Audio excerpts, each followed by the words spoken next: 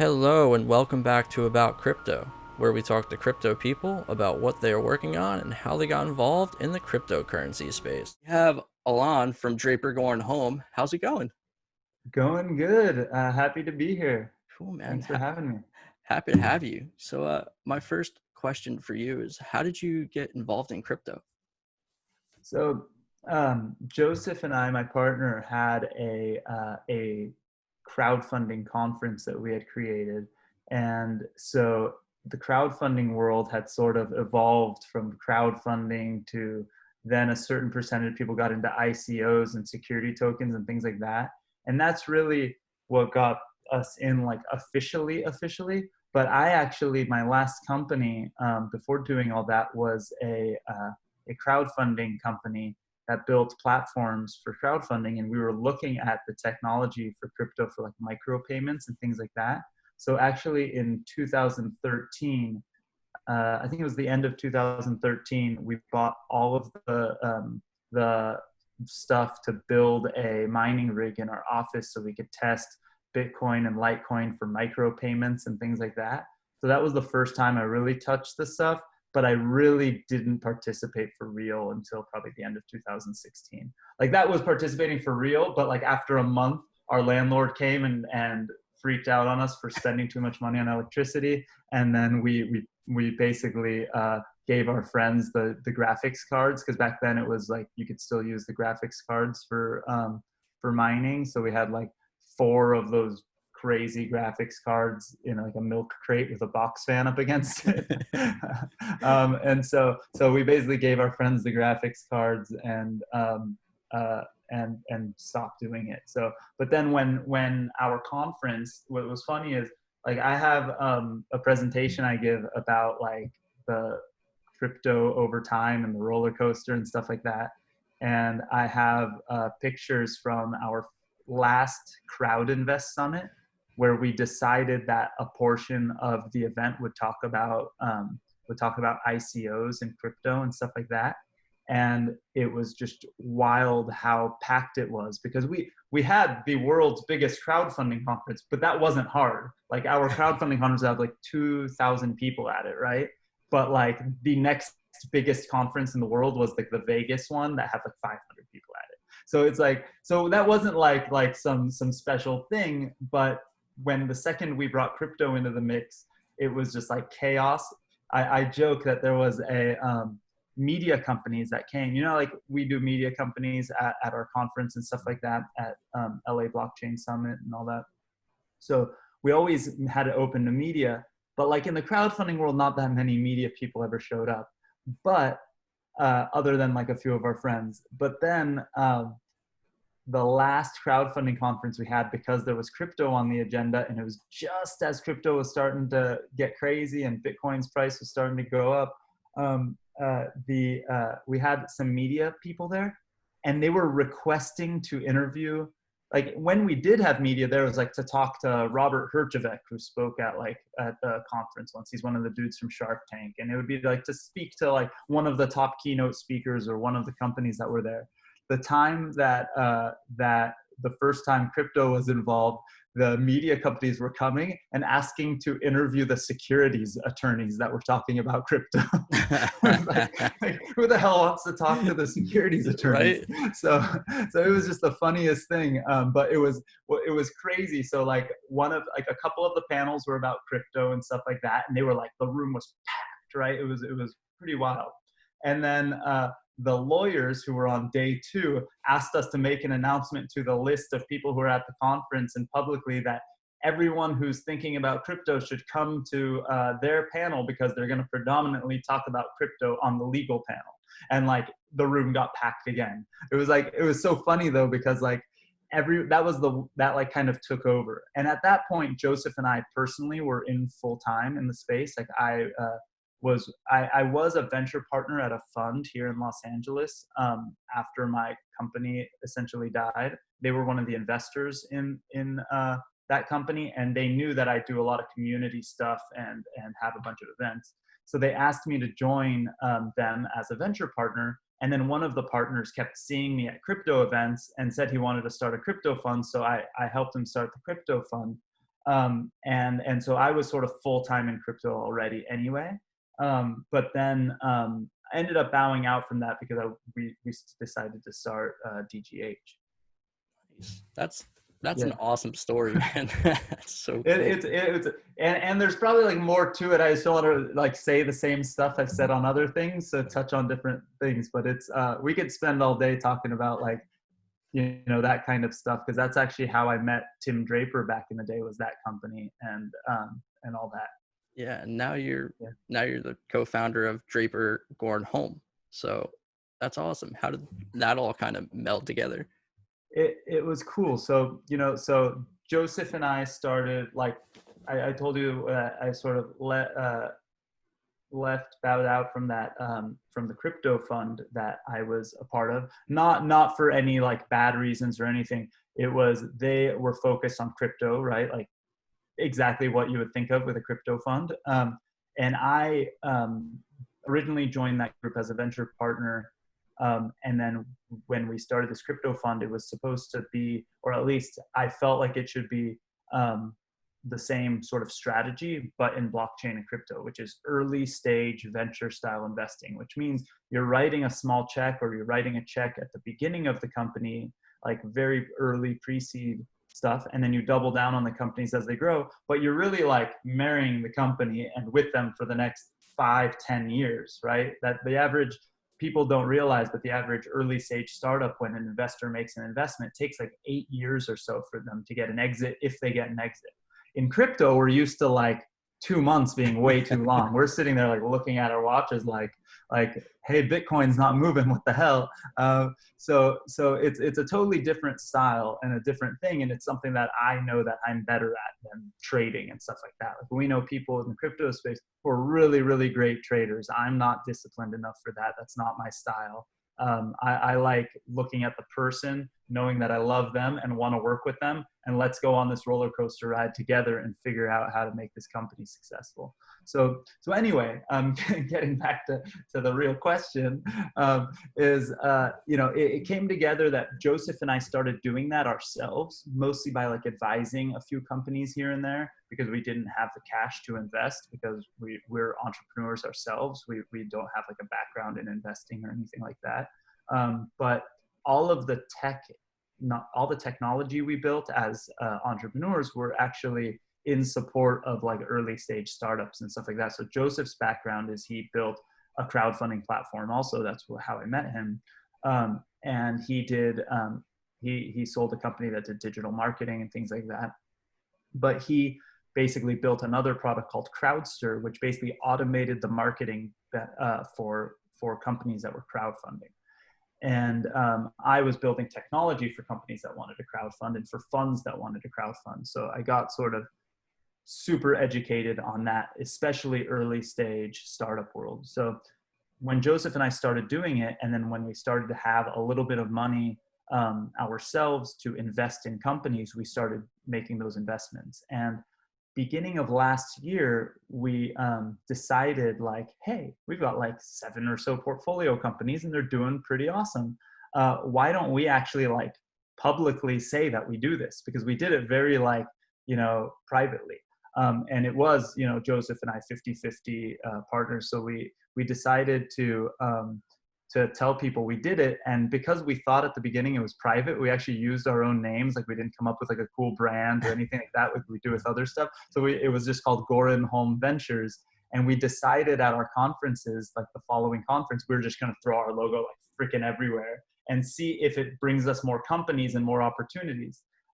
We still had no plans of raising money ourselves or anything like that. So we did that, and it was really funny. When we were at the conference, one of my friends like punched me in the arm and was like, because we put our logo.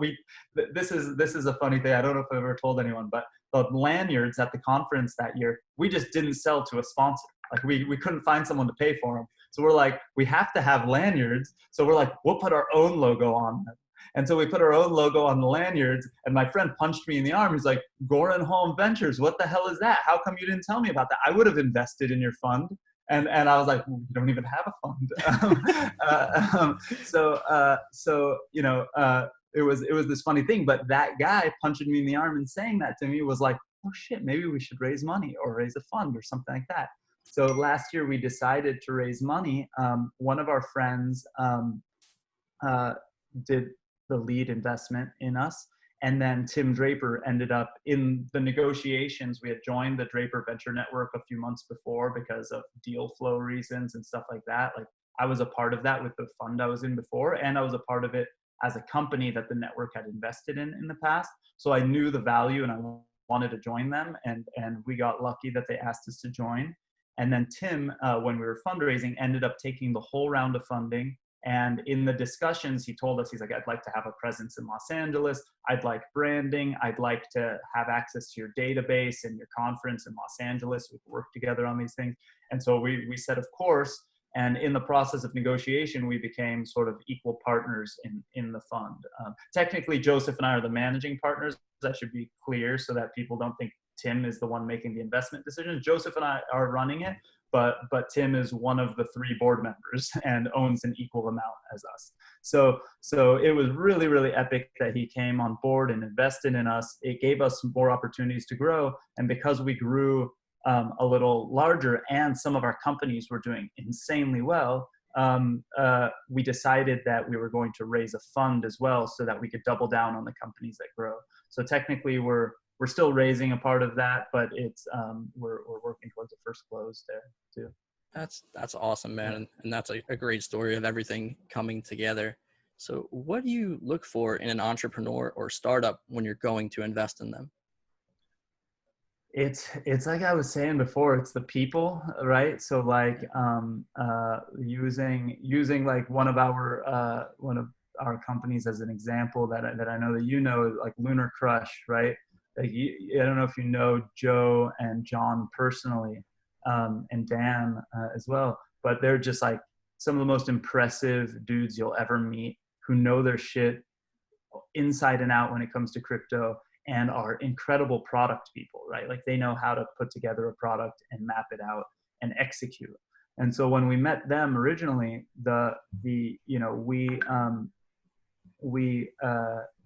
geez, I keep getting alerts, sorry. No worries, man. Yeah, put on do not disturb mode, but WhatsApp doesn't listen to those. You know, I met these guys and they told me they were putting together this product. They said, you know, talk to me about what they were going to do. And I was super impressed. And we get this awesome kind of insight because we can look at companies when they come to our conference and stuff like that and see how they operate, see that like when a month before the conference, they tell us they're going to do something before the conference, if they actually do, and stuff like that. So we get an excuse to work with them before we ever write a check. And that's what we did with them. And we were just so impressed that every opportunity we've had in terms of them raising another round of funding or anything like that is we've doubled down. And so when we're looking at people, we want to like the people first, because like I was telling you before, like we expect this to take 5-10 plus years, right? We don't want to be, you know, hanging out with some a-hole that we don't like, you know, like, Yeah. so, you know, there's people in this space that you think are crazy impressive, but you might not get along with them. And then there's people who you get along with really, really well that maybe you'd want to hang out with and party with, but maybe not want to work on something with. I would rather, 100% of the time, we'd rather make sure we want to hang out with the people and be with the people because we believe it's going to work. That's important. And then the people have to be really, really good at executing. So like we tell people that we come in early and we're really hands-on. Like if you see, we post shit on Twitter all the time and on LinkedIn and all these things that we do, using our company's APIs to build things. We're actually incubating a company right now on top of DMM's protocol. And so we do all this kind of stuff, but we can only amplify what they do. So we need to know that the group can execute and can build. And that's the most important thing. And then we work with them if we can, right? And if they want to work with us. Awesome. So my last question for you is, what is one myth in crypto that you want to debunk? You know, like it's tough. There's a few things like that people think. Like one, I think that, you know, one, we all get this from people who don't know anything about the space, that talk about how, you know, it's only used for illegal things, or Bitcoin is only used for illegal things or illicit things. And that's obviously not true, and not even close to the truth. But so that I always try to, you know, fight that publicly. So like Brad Sherman, who is the congressman, who's on the Investor Protections Committee of all places, which they should never have allowed him to be on that. It talks trash about crypto every once in a while on those committees and stuff.